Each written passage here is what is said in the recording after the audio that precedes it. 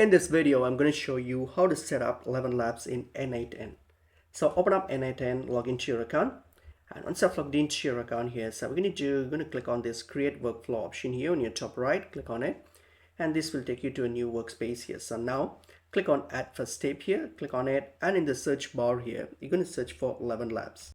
Okay, search for Elevenlabs and click on Elevenlabs. And if you're using it for the first time, you're going to click on this install node option here, click on it and install the node. Okay, so once you've done with the installation, once that's done, so what we're going to do next is we're going to choose the action.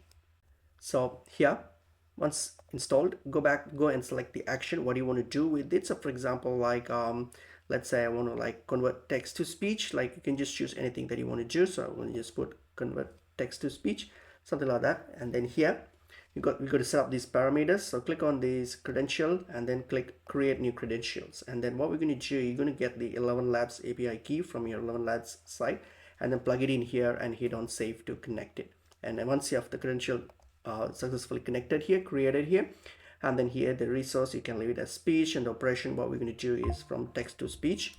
So here the operation here is we're going to do is text to speech. So based on what action you want to do, you can choose that. And the voice list, you can choose the list from your from the list, and then what you want to do with it, the text and everything you can choose from your dashboard or everything. So just set it up, all those things, and once you have set it up, you're going to hit on execute step.